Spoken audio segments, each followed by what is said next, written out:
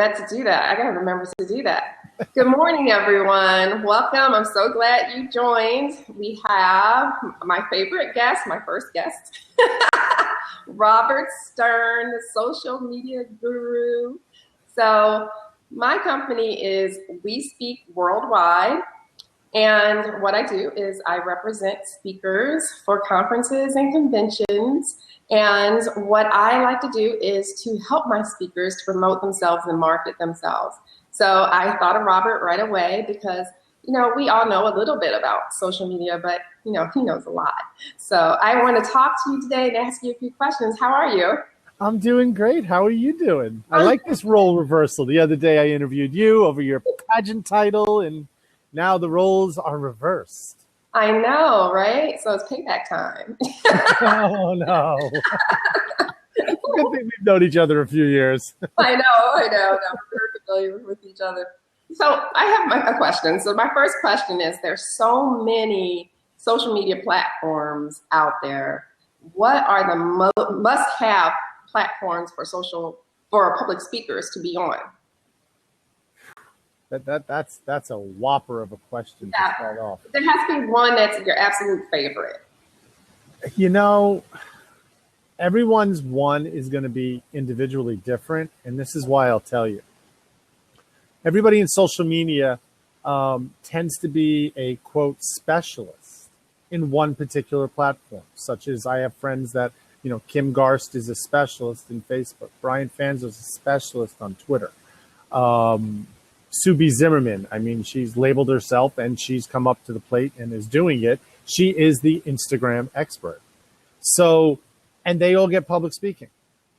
So we all do it. So everybody has that platform or platform that they speak on necessarily. I don't mean a physical platform. They have what they speak about is their specialty. So each individual is going to have it. My individual platforms that I feel are my strongest suits, and I'm not saying it as my specialty because there is no platform that I specialize in. I specialize in a different type, verbal platform type area. My platform is more about community, growth, engagement, relationship building, online. So my focus prior to March was always on Facebook. Then March 2015 came and live streaming hit. Right. Meerkat, then Periscope, now Blab, and all the others that are out there. And live streaming is probably my number one platform now. I can see why. I really can. Well, one of the things that I have a problem with Facebook is that they're having this war. I don't know if you're aware of this war with YouTube. Oh, yeah. Yeah, so when if you sit there and you post your YouTube video to Facebook, no one sees it in your live feed. It's the algorithms that they use that they make it so no one sees it because they want you to upload your video to Facebook.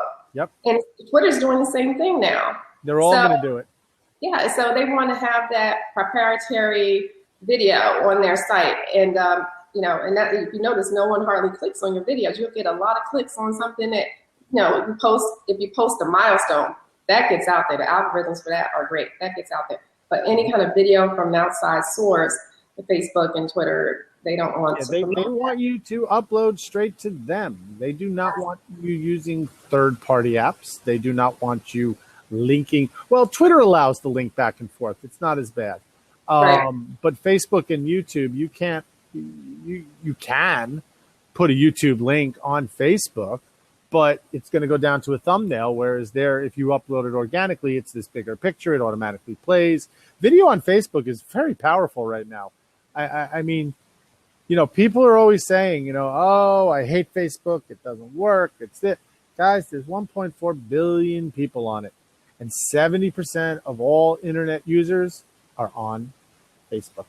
So I'm on it all the time. Yeah, you can't beat those numbers. It's basically that's where the people are. And if you're not going to be there with some sort of presence, it almost doesn't pay to be online because Facebook is another method. You need to be in a couple or 3 or 4 places. And the reason I say that is it's that repetition. It's that old way. You come from a media background, so you kind of understand a little bit where they advertise on a newspaper, and then they put it on the radio, and then they put it in your mailbox. And you need that repetitive different places so that people keep seeing your name. Well, now it's digital. So they need to see you on Twitter. They need to see you on Facebook. They need to see you on Instagram or whatever platforms that you choose to use on a multiple situation. And to piggyback on that, you need to replay things like your video several times. One of the things I use WordPress a lot for my websites because it's just easy to use. It's very user-friendly. So they have something called retweet old posts. And I've had so much success with that little plugin for my WordPress site, because even though sometimes it might repeat a post that's totally outdated, it usually gets the attention of people on Twitter. So I have people tweeting those all the time. I mean, I've had people sometimes ask me, "What are you doing tweeting at 4 o'clock in the morning?" It's not me, it's that little plugin that's really sometimes when you can't sleep. I've actually seen you on at 4 in the morning. I'm guilty. If I can't sleep, my best thinking comes at night. So I don't know what that is. Like this by my bed with a pen, because if I don't write it down right then, and sometimes it looks like ghost writing because I can't read it in the morning. Like, what did I write? Tiger Wilson in the chat room is asking, do you know the name of that plugin with WordPress? Because he'd love to know what it is. Yes. It was called, and you can still find it under the search under this name. It was called Retweet Old Post. So that was the old name for it. Retweet old post. Thank you. I feel like I need somebody watching my questions for me. And I'm pretty good at multitasking a lot of times. I appreciate you helping me out with that. That's great. Oh, that's not a problem. But it's a good place to build your website. I love WordPress. I use Bluehost. I don't get any money from promoting them. But I use Bluehost, and through Bluehost dashboard, it automatically can set up WordPress for you. Very user-friendly. And then I always try to find a free theme that you can use to do your website. And then usually I end up paying like $30, $40 because those are usually the nicer ones. So, but yeah, and then the thing I like about Bluehost is, Robert, is that you can do subdomains, so you don't have to pay for an extra domain, or you can add on a domain for like $11 and then add on that WordPress site. So for, once you buy the like $80 a year, you can add it on for like $11. You can have another website, and then another $11, another website, or just do a subdomain to have another website for free. So that's why I like them. But I'm going to answer a lot of questions, or have you ask a lot of questions at the end, and I'll make sure I review all of this so that we can come back to your questions. So stay tuned, stay to the end. Since we were on the topic of video, I'm going to skip to my video question, because video is one of the hottest media formats on social media today. It's the fastest growing for sure. How do you recommend using it to promote yourself? No, wow. I'm a heavy hitter. So many ways. I mean, Instagram, you could do a 15-second video instead of a picture and put it up. Twitter, you could do a 30-second video, and you still can type something, a link or anything above in there. Twitter video is very underused, and I think it's important that people look at it. Everybody looks at it as a way. Some people have said in the area that, hey, somebody follows you or does something nice, send them a video message. And then it's like I'll tag WeSpeak at WeSpeak Worldwide and send a video specifically to you. You know what's great about the video on Twitter? You could do a video to everybody. People forget this. So to give an example, I did it where I was trying to fill a class with the last 5 seats. So I went on for 30 seconds. Hey, it's Robert Stern with the Social Leader. I have 5 spots left in our training class for this. If you click the link above, you could be in tomorrow. Blah, blah, blah, blah. I filled the 5 seats. Awesome. So you can put out quick voice messages, 30 seconds, right out on Twitter about you, about a product, about anything, about a new blog that's coming up, a quote. This is something I'm teaching a little bit with Facebook, so I'll let everybody know. And for the recording, everybody is so sick of the noise on Facebook. How many people are still putting up picture quotes? You wake up at 7 in the morning and it's like those inspirational quotes come flying down the timeline. Wait, you're not talking about to be carpe diem, blah, blah, blah, blah, blah, blah, blah, and it's all picture quotes everywhere. And they're great ideas 4 years ago. Now the world is doing them. So guess what?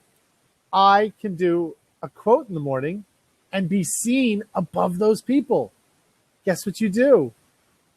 You video yourself doing the quote and what it means to you. And then you upload it. And in the status area, you put the quote in. And then you write a sentence saying, I love this quote. Find out why below.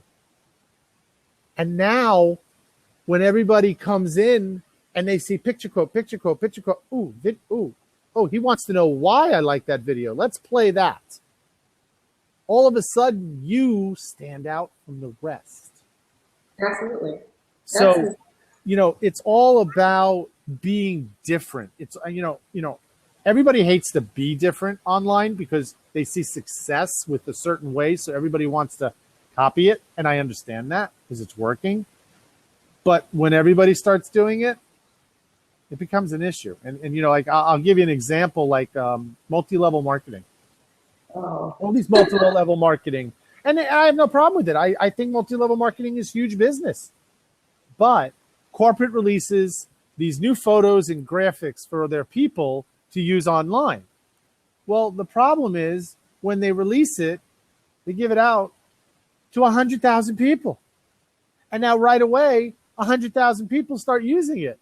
Well, it's all the same. Everybody's getting it all over the place. So you need to take that video, that picture, and literally alter it a little bit that it goes into your personality. Maybe do a video with the picture in it. Maybe do something. Change it up. Don't just pop the picture up. But those are ways video can be used. Videos can be used for testimonials. Videos can be used for behind the scenes. I love behind the scenes. If you're building a shop out, like a second store or your first store, hey, show it on video. And better yet, when you go to Periscope or Blab or Meerkat, let them help pick out designs that are going in there. Who doesn't like the journey of being involved in that? Like, oh my God, I helped pick that paint color that they put on the wall, or different products. Oh my God, I helped them pick products. So now when you're ready to sell, these people were part of your situation. And guess what they get to do? They're like, oh my God, I love this store. They helped me do it. I'm going to buy that because they were part of the journey. Right. And as Sumner Woman just said, promo videos. Exactly. The promo videos, promo of what's coming, something new you just ordered. Working on a desktop, showing what you're doing. I mean, there's so many things on video that can be done. YouTube, Facebook, Instagram, Pinterest, Twitter. Everything can be set up in video. And why not? Video is much more powerful. Right. And it's important, probably besides this type of platform, to keep your videos really short because of attention spans, right? Yeah, I try to keep any type of video I put up. I will always try to keep them under 3-4 minutes the most. A lot of my videos sometimes are a minute, 2 minutes. Right. I know I prefer the minute, 2 minutes. Sometimes when I see a YouTube video that's over 3 minutes long, I just don't have the time to invest in it. I look at it, I'm like, oh, no, I can't watch this. Think of it this way. If everybody consistently starts to follow you and knows your videos are 1 to 2 minutes. Oh, it's only 1 to 2 minutes. Let me see what he's doing.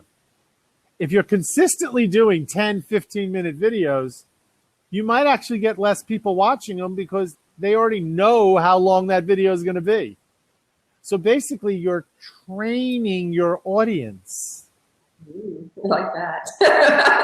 Yeah. I mean, if you're consistent about what you're doing. In fact, I mean, it's funny that you have to be consistent on everything you do. And I literally, right before we started, I'm looking it up because right before we started, I put up a graph, a picture thing on my Twitter. And it's a little quote and everything because I put up picture quotes on Twitter because not many people do that. So I'm doing it. And I wrote, when it comes to content, consistency is more important than frequency. Right. So be consistent. In other words, if you're going to do 2-minute videos, just keep your videos 2 minutes. And everybody gets the idea that you are doing that. And videos shouldn't be long. I mean, I go on some of the videos I watch. My daughter watches gymnastic videos. They're 18, 19 minutes long. She sits and watches them, which amazes me because she's a kid. Yeah. Well, the hardest thing to try to figure out with video is the ROI, because you put so much time into it. What's the return on investment? I know that it's still new, so it's still difficult to tell.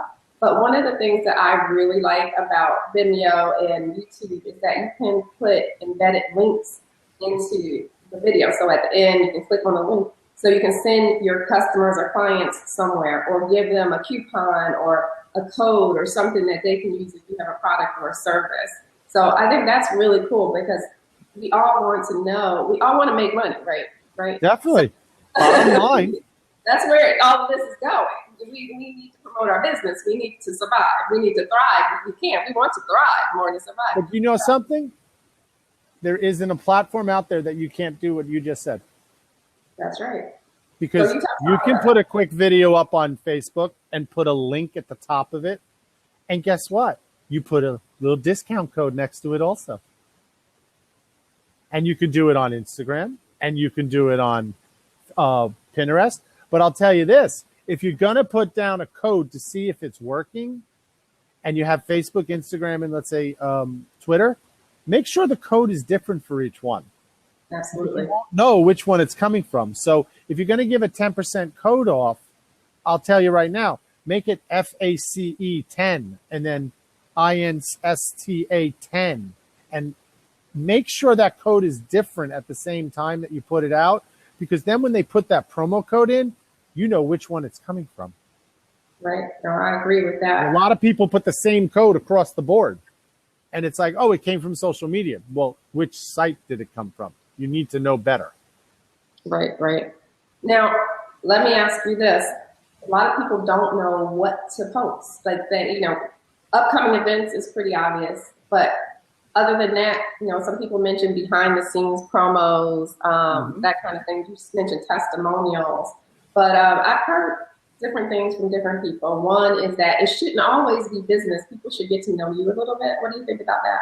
Oh, 100%. I mean, listen, we've said it all over Blab. We've said it all over Periscope. We've been saying it since we're born. People only buy from people they like, trust, or know. They're not coming on to social media to buy things. And that's always going to be there. It's not like, oh, I need a realtor. Let me go on Facebook and look. It doesn't work that way. So they might do a search, and maybe your Facebook page comes up in the search. That's different. But, if they're using Google and stuff like that, that's where they're going to do their research. They're not coming on social media for that. But that doesn't mean they can't find out about you and what you are and what you do and everything else on social media. So I'm a big believer about the 80-20 rule. Now, on my personal pages, like Facebook, you have a personal page and you have a business page. My personal page, it's 80% personal and 20% business. On my business page, it's 80% business I like that ratio. and 20% personal. Now, when I say personal is, what are things that you get involved in? Are there charities? Are there, things like, it doesn't mean you have to put up, where you are with your kids or, things like that. If you're comfortable with it, that's great. If you're not comfortable with that, show things that you do or that your business does. Wow, the group at the office went down on Thanksgiving to do the soup kitchen. Well, guess what? That tells a lot about those people. And put up a video and put up a picture about that. If they are gathering information or doing something on a charity, they're helping out on a habitat home, or behind the scenes look like what you're saying. Halloween. Look how we all got dressed up on Halloween at the office. All those crazy, funny things, believe it or not, show character and show personality and show those type of things. It shows you're human. I agree 100%. We're no longer business to business or business to consumer. It's human to human. I love it. Human to human. You know, and a lot of people are talking about human to human online. It's a very, Brian Kramer's got his whole show, Human to Human, where he started it, and he's 100% correct. And, you're business to business, and you say, oh, social media is not going to work. It's business to business. And I'm like, well, the people that are at the business are the ones that are on social media. And if they learn about you, they might bring you into their business situation. You don't know who the decision makers are. It's not always the CEO or the business owner. Maybe it's a marketing manager. Maybe it's a personnel human resource manager. You don't know. And a lot of those people, guess what? People can bring an idea saying, hey, I'm talking to this woman, and she runs this WeSpeak thing and brings out all these speakers, and we're doing that conference, and you said you were looking for speakers. Do you want to talk to her? Right. And you met her on Facebook. Hello. You don't know sometimes who you're speaking to. You sure don't. Now, speaking of that, tell me one of your success stories that happened to you from social media. Personal or business? Business. We want to talk about you being a speaker. Okay. Wow. Think about that for a second. I just want to say thank you to those who are tweeting this out in the Twitter sphere. Twitter sphere. It's tongue twister. But thank you all for doing that. I really appreciate that. That means a lot to me, and I'm sure to Robert as well. But go ahead. Did you think of a success story? Okay. A success story using. I think it was when I first started out moving over to social media from real estate, because I had built my platform there, doing everything. Was putting out all that information, the blog, the constant tips on my Facebook page, tweeting it out, trying to do some YouTube, but having fun on my personal page, which really built up my business. And then getting a phone call saying, hey, we had a cancellation. Would you like to fly down to Texas and talk? Oh, nice. And I'm sitting there going, ding, okay. Because I really haven't had a lot of speaking engagements yet. So I was trying to build that up. And one of the greatest things about it was about social media. It was about real estate, which is the background I came from. That's where we met when I was a realtor. And they called me down and they said, we need another person filling in because somebody was, sick or something happened. They couldn't come. And we've been following you on your Facebook and, we'd like to talk to you. So I got on the phone and it was funny because all of a sudden the sales mode kicked in. And thank you, Chef Dennis. You bought donuts, Krispy Kremes, I hope. He's not sure. He's one of donuts. Love it. He's a good friend online. He's a chef down in Orlando. He's in the social media business. And he's sitting here watching the assembly line. I love it. No, so what was funny is that, and you can understand this, Janice, because when they come to you and they're like, you hear that little bit of desperation in their voice, and all of a sudden you get to sit in like the chair, like they need you. Yeah. Kind of like, our last speaker, there was something, death in the family, something, so we'd like to follow, we'd like you to come down and take their place. And I'm like, really now? So I'm like, well, what are you looking for? What are you this? But I went down there, and it was about 300 realtors, and it was one of my largest ones at that time. It was kind of like, all of a sudden I said, how many people are you expecting? What's it about? And I had about 4 days to prepare. So I had to get a flight, which they got the flight for me because of just the last minute stuff and everything.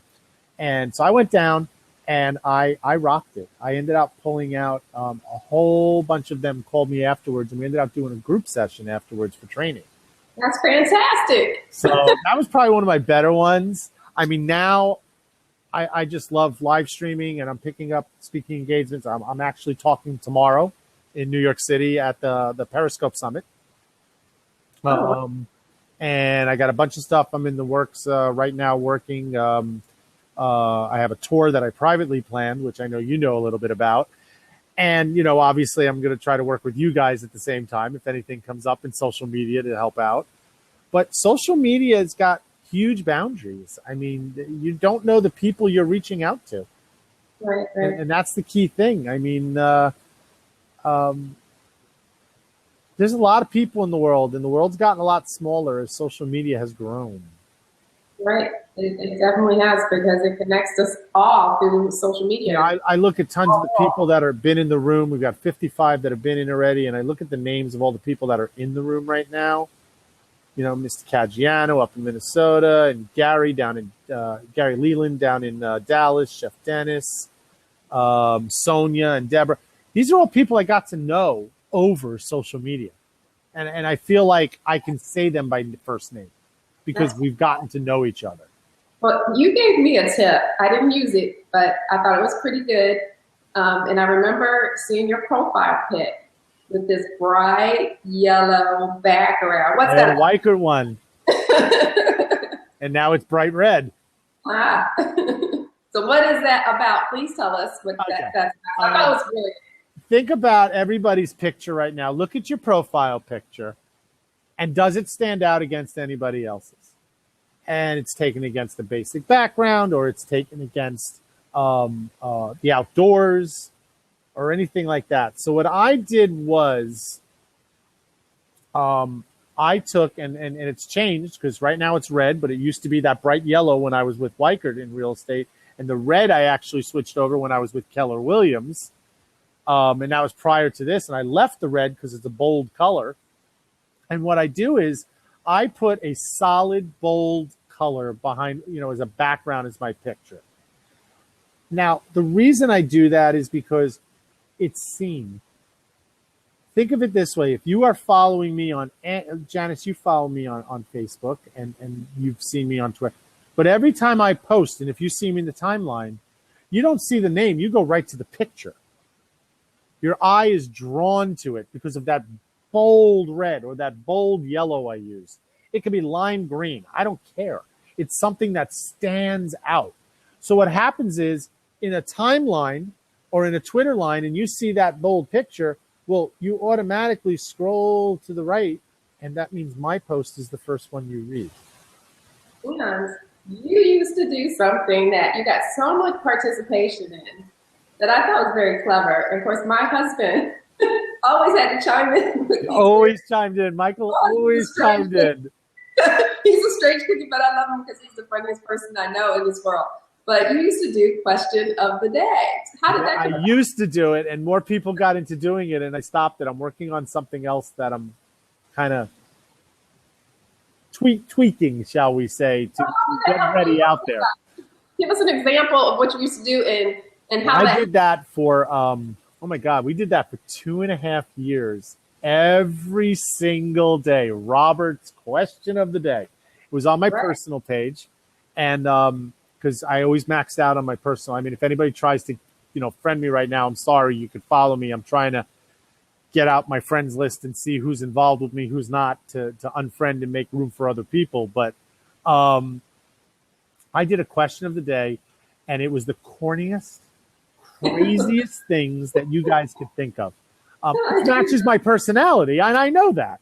So it'd be like Robert's question of the day, space, and then it would be, what was your favorite cartoon you watched up growing on Saturday mornings?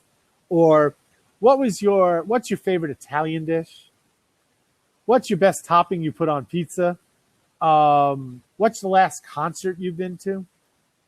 I did crazy fun questions. Now, the reason I did it, again, the psychology behind it, I wanted engagement. I wanted people to talk to me. So what happened was, like your husband, they were no-brainer questions. Because you read it and you answered it in your head automatically. It was, even I'm sure you did, Jack. You may not have typed it all the time, but all of a sudden, you did this, and most people, like Michael or other people, and I used to get 40, 50, sometimes 60 responses to those things, where, oh my God, Saturday morning cartoons. Oh my God. Oh, The Land of the Lost. Or, they just typed it down. It was like a no-brainer. They had to be involved and do it. Yeah, liking their comments and talking back to them, because that goes back to the basis of social media, engagement and talking with people. So I would make people talk about the silliest things, but we started talking. Right. But And that's what it was all about. And here's how it ties into things, people. This is, the viral videos that you see, either they're fun, funny, entertaining, or they're nostalgic. A lot of your questions had those themes running through them. Correct. So people would, answer these questions. So as soon as you saw it, like you said, land of the lost, I just automatically thought about my childhood. So even though this is all business, what we're talking about, public speaking, people engage with things they can relate to and see that you are human. It brings it back to that human aspect that you talk about. So correct. Right. That is so correct. And I'm actually going to put a link right now into it. It's a tweet I did. And you just brought something up about how things, not viral. You can't plan on something going viral. That's the whole thing. But every time you go post, you have to think before you post. Is it educational or is it entertaining? Because every time you post, it should be one of those things. It's called my 3 E's of social media. If it's educational, or if it is entertaining, you will get the 3rd E, engagement. Because they'll either tweet it, they'll either share it, they'll like it, they'll make a comment on it, and that's engagement. You want them to engage with you, because when they engage with you, you get to engage back with them. Right. So I put the link in. It's a tweet that I did with a picture. It's a quick slide on it. And it's the 3 E's of social media: entertainment, education. One of those two you will get. So think about it when you pick each time. Right before you hit post. Is this educational or is this entertaining? It's got to be at least one of them. And some of them are both. Right.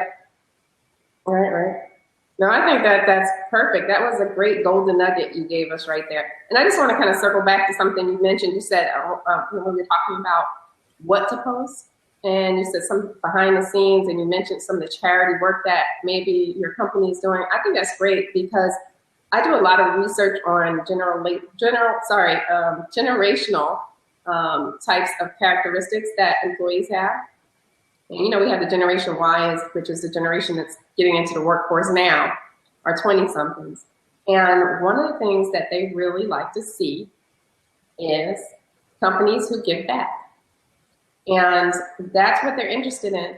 And with the workforce is totally changing. I'm about to do a workshop on that, because if you have our Generation Xers who are retiring. A lot are retiring, but a lot are deciding to stay in the workforce. So we're going to have a very older workforce, and it's not enough Generation Ys to replace them. So off that tangent, they like to see that, but you're going to have to fight as a company to hire people who can do the job, because there's not going to be enough 20-year-olds. You're going to have to keep the older generation in.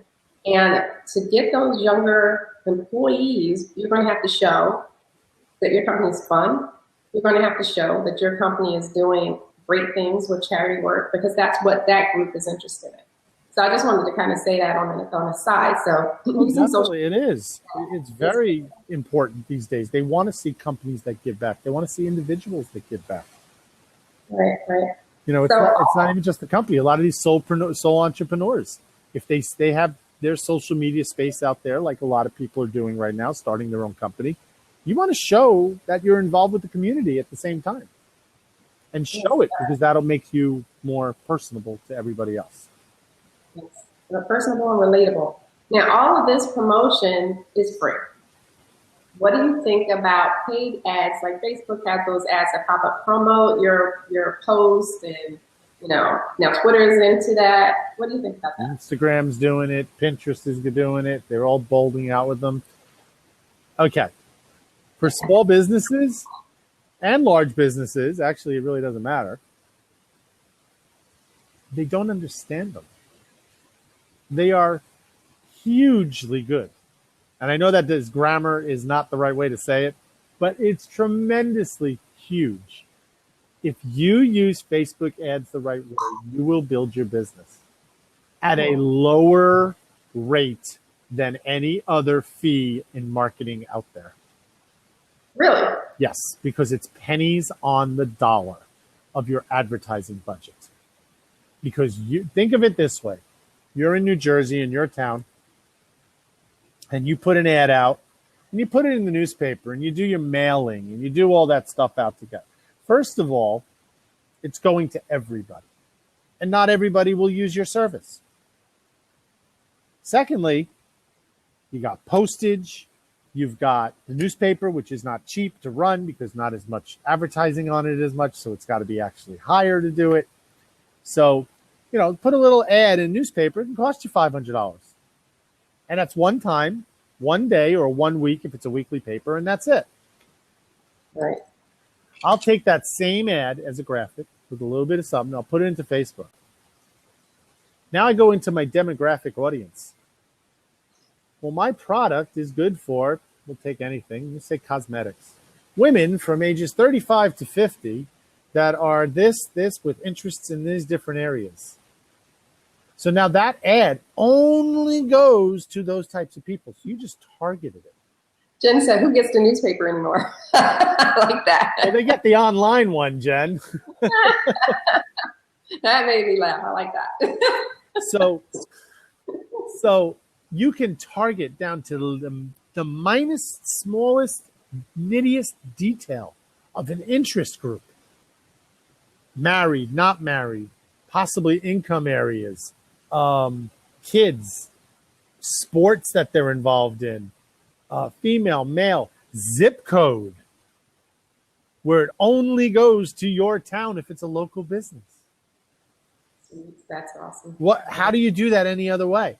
Now, you can also say, I'll do $10 a day for 3 days.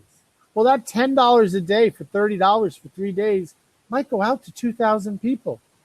Now, granted, it's not the same as the newspaper saying, hey, I'll send it out to 30,000 people. But those 2,000 people are exactly targeted to the people that you want. That could be the same 2,000 people that you just did in the print ad of the 30,000. But it costs you $30 versus the $500 ad in the newspaper. I agree. So I'm a big believer in the social media ads if they're done right. It's not like you're an infomercial. You got to use the right type of graphic. You got to use the right type of wording to get people to say, wow, that's interesting. What is it? And click it so you can get them to that landing page or to your page that you want to send them to get the information. Jen just said it perfectly. Quality of audience over good segue. quantity. I was thinking about that. Because okay. That's what the ad system does. Right. Now let me talk about taboos a little bit. Talk about what? Taboos. Taboos, yeah. Okay. Because it hasn't, I think they've put some things in place to prevent this, but I heard of people buying likes, buying followers, and things like that to make their numbers go higher. So they look like, there was, I know that I've even seen ads for them where now people are posting into my Instagrams for more followers, They do it on Fiverr. $5, I'll get you 1,000 more followers. Yeah. So first of all, what's that about? And what does it do to your image and things like that? And because I know that Instagram actually wiped out all the fake followers at one point, and Twitter too. And so Facebook. how does that work? And Facebook. Oh yeah. So what happens? What is it about? Tell me about it. Okay. The old advantage when social media started was, oh my God, that page has 15,000 likes. I got to check it out. Let me see what it's all about. And they liked the page. The numbers in the early days of social media is what mattered to people. Just like on Periscope, the numbers in the early days were the hearts. The higher the hearts you had, the better you were. Well, then reality has set in. It's not about the numbers of likes that you have. It's about the quality of the content that you're putting out. Because if you have 100,000 people that are watching your page, and excuse my expression, I know we're on the record, but I'm going for it, and you put out shit, Okay. Who cares about your content? Well, what's going to happen? They're going to turn around and they're going to be like, unlike the page, or worse, they know you as a personal friend. And guess what they're going to do? They're going to hide your newsfeed on Facebook. They're going to hide your information. So this way, you didn't get a notification or see that they unfriended you or unliked you. You still like the page, but they don't see your information. So, now, speaking of that, here's your thought. No. So buying likes, buying hearts, buying friends, all that stuff, it's only going to hurt you in the long run. And it's going to hurt you huge in Facebook. It actually will go against you on Facebook on your business pages.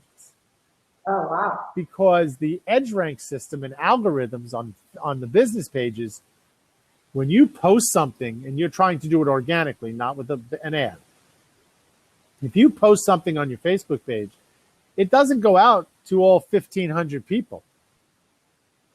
It actually goes out to the percentage of how your engagement is on that page.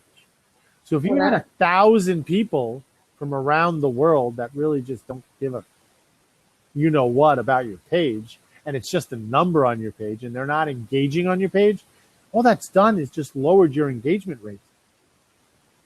And then Facebook will put out, oh, you got 2,000 people, but you got barely any engagement. You made a post. We're just going to send that out to 20 people. What's the use? Right. What's the use of doing that then? It's like I'm not gonna post on a page. It's not gonna go anywhere. And some other woman even said it can get you pretty much kicked out for having fake likes. Yeah, so, I mean, because you just don't have any traction on your pages anymore. Right. So I am a firm believer. Don't buy likes. Don't buy people. Don't buy anything. Get it on your own. It'll come. Keep posting. They'll come. Social media is a race. It's not a sprint. It's a marathon. And guess what? It's an endless marathon. It's just continuously going and going and going and going. So what about posting too much and getting on people's nerves? I got to tell you a story, a little short story. My sister-in-law, I mean, we're not like the closest friends, but my sister-in-law defriended me. Instead of blocking, I guess she didn't know she could block like some of my posts because I posted too much. My sister-in-law. So what did he do about that? You know why? She didn't get the value of your content. I see. Okay.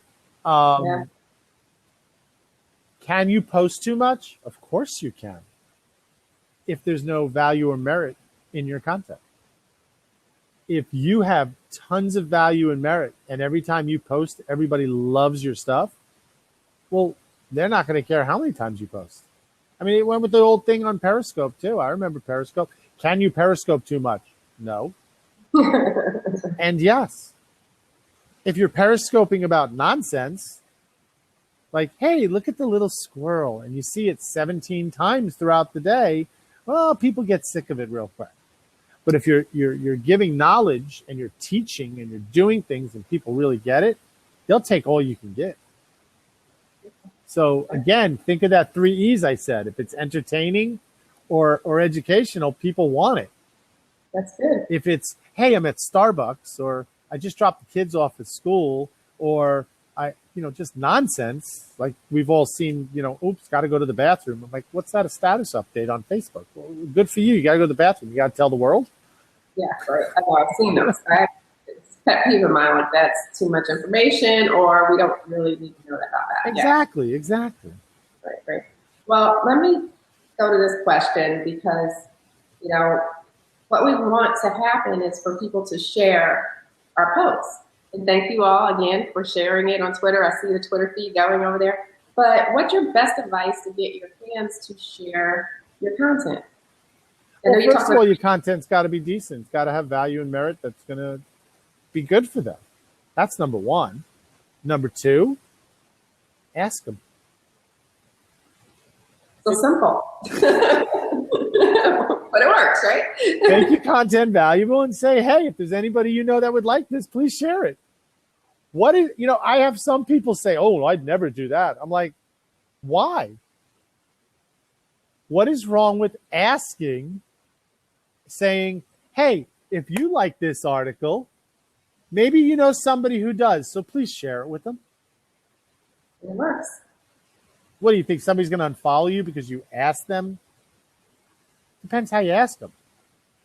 If you turn around and said, hey, share this, well, that's kind of like ordering and telling people what to do and blah, blah. If you turn around and said, hey, if you like this, please share it. Maybe somebody in your following would like it from you. Because remember, when you share it, it's coming from you, not necessarily from me.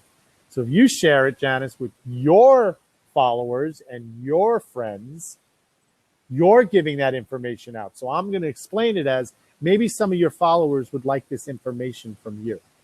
I'm making it all about you. Right, ask them. Right. So you got me on Blab, my first interview. Yes, I did. First time using it. I don't know. Tell me how do you think we're doing? Like I feel like I'm figuring this out as I go, but I really like it. So, and I will be doing another interview later this week with one of my speakers. Her name is Robin Hatcher, and she talks about doing fantastic presentations. So if you are a public speaker and you want to improve your presentation, she can have this great book. So I will be interviewing her. It's called Standing Ovations. So I just want to let you know that will be Friday, same time, 10 o'clock, that I'll be doing that. You're going to get her on Blab. I am. I was going to do Google Hangouts, but now you got me hooked up. It only took one time. It only took one. I'm an easy learner. I'm fast, I see something works. Isn't it so easy, though?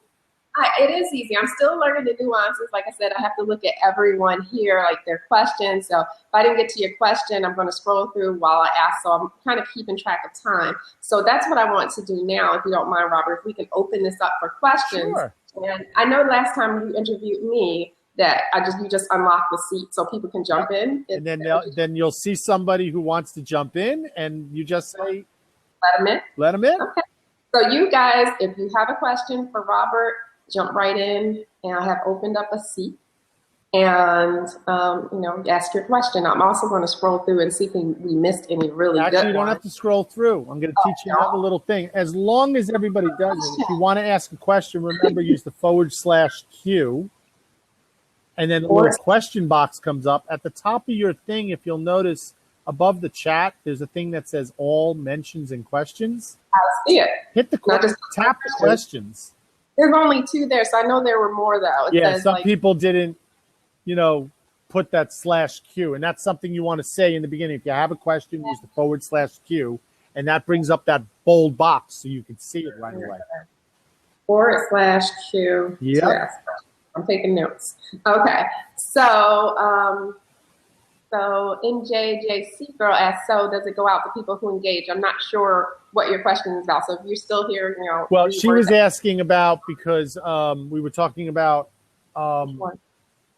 when you buy the followers, how it hurts you. Oh, okay. If you have not enough engagement on the page, it will only go out to a small percentage of the followers. Right. Oh, you're algorithms. Okay. Right. I'm catching up. All right, good to know. I know my daughter, she's a model, so she has like 27,000 followers, but all of her posts come from Instagram, so she really doesn't have any engagement on her Facebook page. Mm-hmm. So I know that, I don't know where those posts are going, but she has a lot of people following her. Now, here's Jennifer. Hi, Jen. We're going to let you in here. Hold on a minute. There you go. We're going to welcome Jennifer Hubberstaden. How are you, Jennifer? I'm great. Loving this conversation. This is tremendous. Lots of good quotable pieces that I've put out on Twitter. But so I have a question, Robert, for you. And this is kind of something I work with a creative agency, O3, here in Raleigh, North Carolina. And we are certainly integrating live video into our own personal marketing strategy. Great. But one of the things we go back and forth on, right now, we're a fairly small agency. We have a lot of experts in-house, so tremendously fortunate. Where do we find the balance, or what's your recommendation as far as going from boosting ourselves personally, because we do have names in the area, versus utilizing O3's social media outlets? Like, where do we find that? O3 is the name of the company? Correct, yes. Okay, So because you're trying to decide, should it be done under a personal name or under the company name? Exactly, because certainly our CEO is very committed to making sure that people know that experts are here in-house. So he's not trying to prevent that, but it's kind of like, where do we find that balance of using like the O3 Twitter or other O3 handles versus our personal handles for things? It's an excellent question, because I'm in the process. My company name is Social Leader, but I do everything under my personal name because I'm a sole entrepreneur. So it's better they know my name than the company. But when you have a company of a few different people, that changes the game a little bit. You need that company name out there, but you also need the personal names out there. So it is a balance thing. And the reason, I'll give you an idea, is I'm in the process right now. I'm setting up a tour across the United States of doing social media summits for small business. Awesome. So we're doing it in real life instead of having one event where everybody flies in and it's a $600 ticket and you got to have airfare and hotel, like Social Boom was this weekend and all this stuff. And it's not cheap for one weekend, and small businesses won't do it, especially the ones that are trying to creep into the field because they don't see the value of spending $1,000 to find out if they want to use social media or not. So what we did was we decided there's 4 speakers at every event. We're doing a 5.5-hour event. We're doing lunch included. And we're charging $99. Wow. And we are going to 25 plus cities around the United States. And Raleigh, by the way, is one of them. Excellent. That was going to be my next question. I love it. That's what I was like, Raleigh, I'm going to be there, I think, in May. Excellent. So what we've done is that I will talk about it on my name, and a bunch of the others speakers. Yeah, I'll put the link up. So I'll put the link up at the end. Other speakers will be putting it out on their name that are speaking on it, because we got speakers across the nation on it.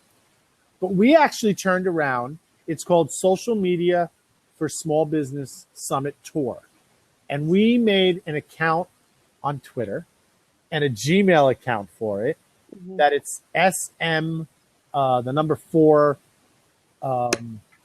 SBT, because it's Social Media for Small Business Tour. And we are now going to be putting stuff out on the business Twitter also. Nice. So what we started is we're getting quotes about social media, and we're making little graphics for all the 20 speakers involved with their name underneath it. And we're going to pop them out under the corporate name. Because now what you're doing is you're building it, which is something you could be doing with yours too. Yeah, little information tidbits. It could be graphics. It could be 30-second videos. What would be a great idea for you guys on Twitter? 30-second videos would be. How many different people work for O3? We have 10. Okay, so every day, and I mean every day. By the way, if you are not pumping out your information on the weekend, bad person. Good point. The reason I'm telling you that is the most reshares, the most retweets, the most informational situations happen on Saturday and Sunday.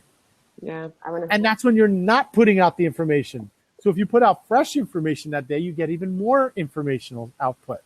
So don't forget, and it's okay to pre-plan things. Right. Just, on Facebook, do it organically. On Twitter, you can use all the other ones. It's that way. But you could take little 20-second, 30-second videos of each one has a specialty, because everybody has a specialty, and their little tip of the day. That's a great idea. It's Jennifer from O3, and I want to let you know about a quick tip today.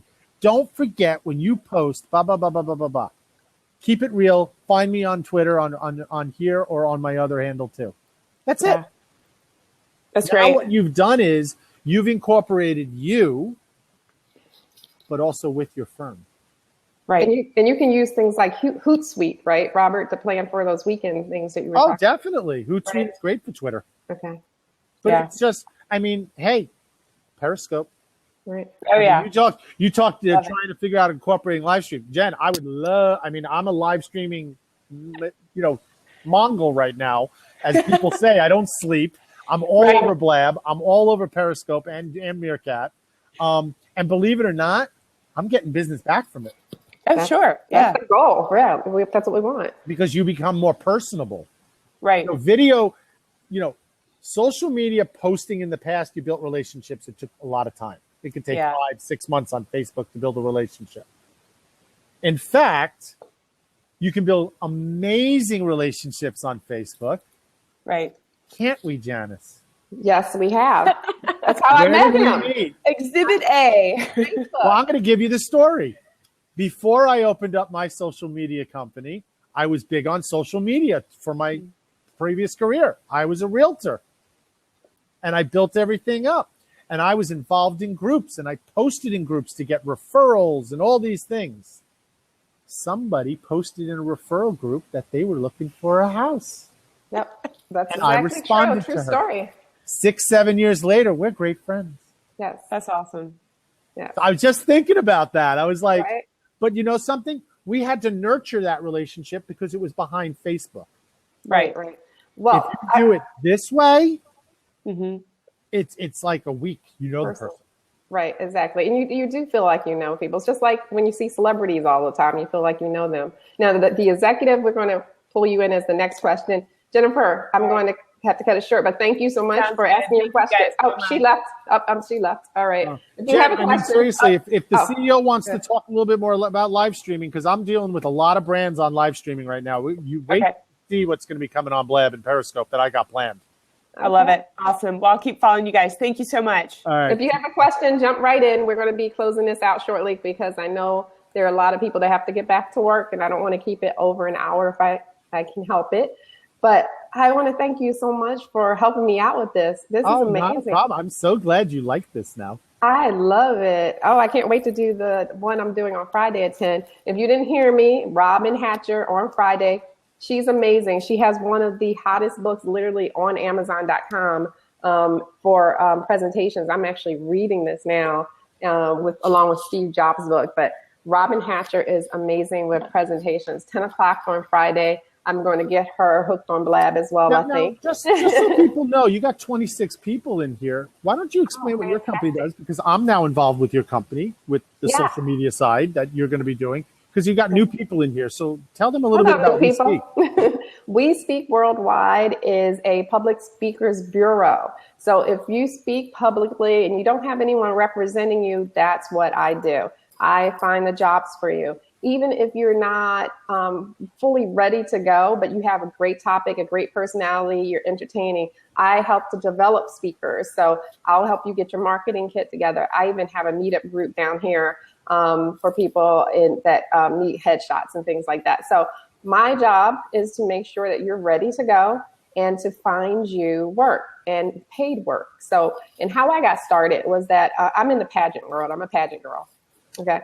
So a lot of my pageant friends would speak all the time and never get paid for it. And I used to get paid even just an honorarium of $3,000 just to go talk to different companies. So with that type of background, as well as promoting my daughter, who's a total supermodel internationally, I've done that for years. I've always promoted people. So I thought this would be a great business for me to get into. And then at my last job, I started running the Speakers Bureau for the broadcast that we did. So I would always have to have experts for my broadcast, and I had a speakers bureau, and I had to keep track of the calendar when they were coming in. So between all of that experience, I thought, okay, someone must be leading me toward doing this representation, and that's how WeSpeak Worldwide came about.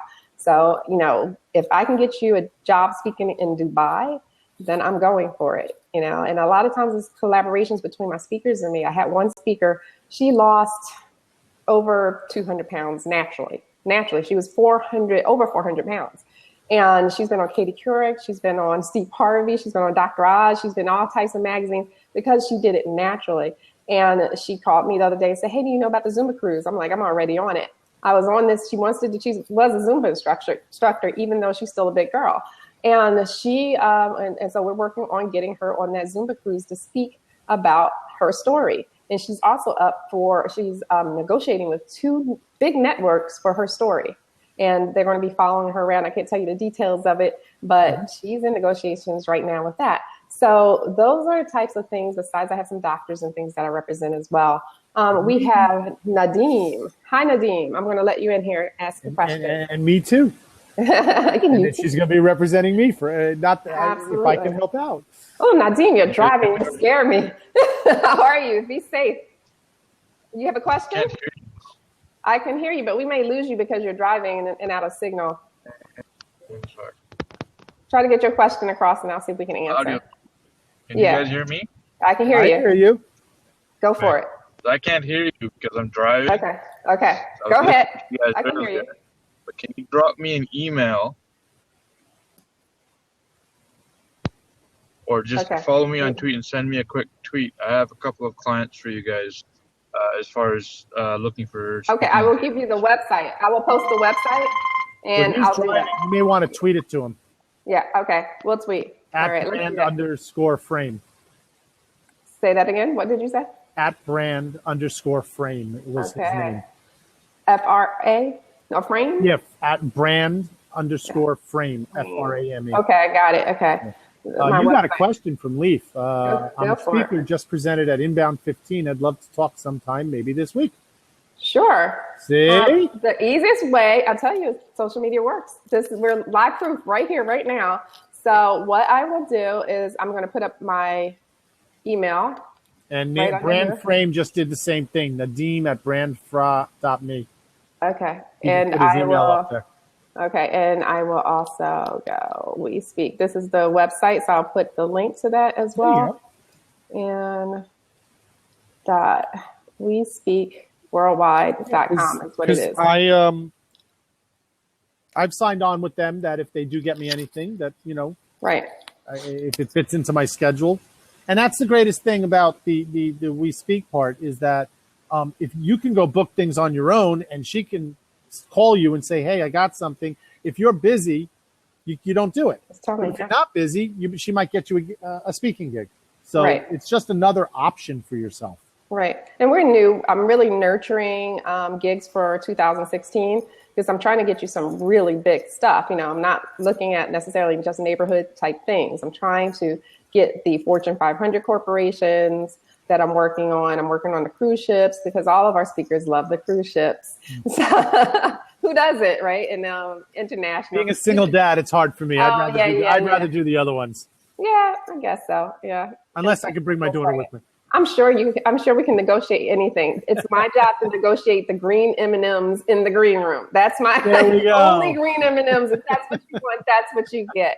Anyway, we're going to close out now because we're running over time, but I can't thank you enough, Robert, for doing this and introducing me to Blab. And if you have any questions, you can email me. You can always also email Robert. He's the guru. And stay tuned on Friday. We have a new Blabaholic. I know, I'm a Blabaholic. And Friday at 10, Robin Hatcher on making your presentations great. She has the book Standing Ovation Presentations. So if you want to learn more and improve your public speaking presentations, that's the Blab to be on because she is fantastic. All right, everyone. Thank you again. And thank you for tweeting. And hopefully you can share the replay. I do appreciate it. I'm taking Robert's advice. I'm asking you to share the replay. Love you guys. Thank you so much. Now just go off the record. Okay. That's what I'll do.